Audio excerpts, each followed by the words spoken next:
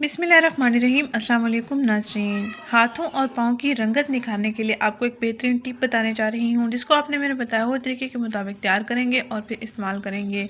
इंशाल्लाह एक ही बार के इस्तेमाल से आपको काफ़ी अच्छे रिजल्ट्स मिल जाएंगे। सर्दियों का मौसम शुरू हो रहा है तो हाथों और पाँव की स्किन खुरदरी हो जाती है, रफ़ हो जाती है, या इसमें बर्तनों की मैल जम जाती है या चिकनाई वगैरह जम जाती है, तो हाथों और पाँव की रंगत जो होती है वो सांवली हो जाती है।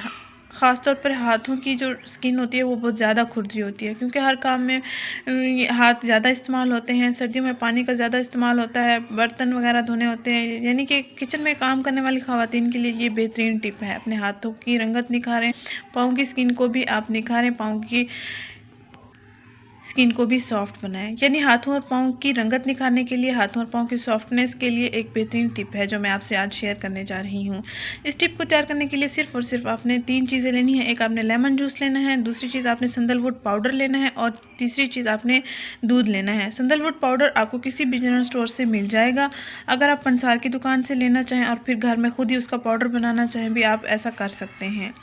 ये किसी भी जनरल स्टोर से आपको पैकिंग में भी मिल सकता है, खुली सूरत में भी आपको मिल सकता है किसी भी पंसार की दुकान से।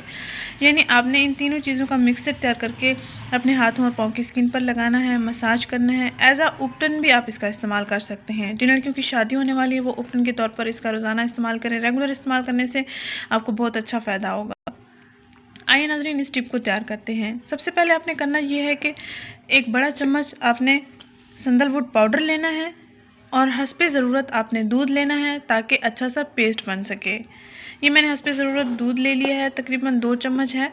इसमें मैं 1 चम्मच सैंडलवुड पाउडर ऐड करूँगी और आधा लीमू का रस ऐड करूँगी।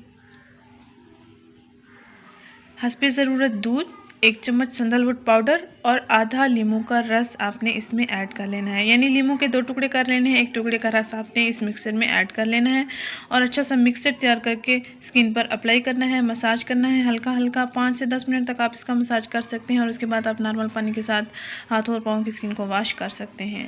आइए इसको बनाते हैं। इसमें मैं 1 बड़ा चम्मच सैंडलवुड पाउडर ऐड करूँगी।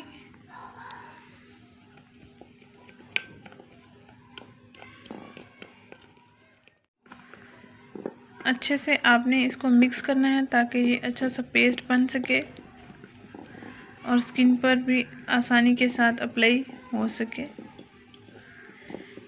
ये दूध और पाउडर मिक्स हो चुका है तकरीबन। अब मैं इसमें लेमन जूस को ऐड करूँगी।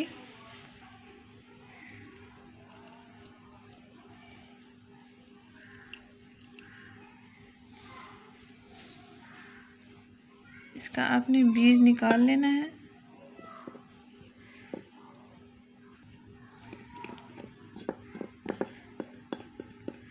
ये देखें नाज़रीन, बहुत अच्छा सा ये पेस्ट तैयार हो चुका है। अब आप इसको स्किन पर अप्लाई कर सकते हैं। तकरीबन 5 से 10 मिनट तक आप इसका स्किन पर मसाज करेंगे और उसके बाद अपने स्किन को वॉश कर लेना है। बेहतरीन रिजल्ट्स पाने के लिए आप रोज़ाना भी इसका इस्तेमाल कर सकते हैं। आप चाहें तो हफ्ते में 2 से 3 दिन भी इसका इस्तेमाल कर सकते हैं और अगर आप चाहें तो इसका चेहरे और गर्दन पर भी इस्तेमाल कर सकते हैं। इंशाल्लाह आपको बहुत अच्छे रिजल्ट्स मिलेंगे। ये आजमाए हुए टोटके होते हैं जो मैं आपसे शेयर करती हूँ। इनके कोई साइड इफ़ेक्ट्स नहीं होते। आप आसानी से इनका इस्तेमाल कर सकते हैं और आसानी से इनको घर में भी तैयार कर सकते हैं।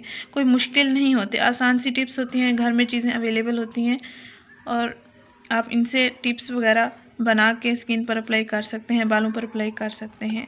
नाज़रीन, अगर ये वीडियो आपको पसंद आई है तो इसको लाइक करें, इस चैनल को ज़रूर सब्सक्राइब करें, इस वीडियो को ज़रूर शेयर करें। शुक्रिया, अल्लाह हाफ़िज़।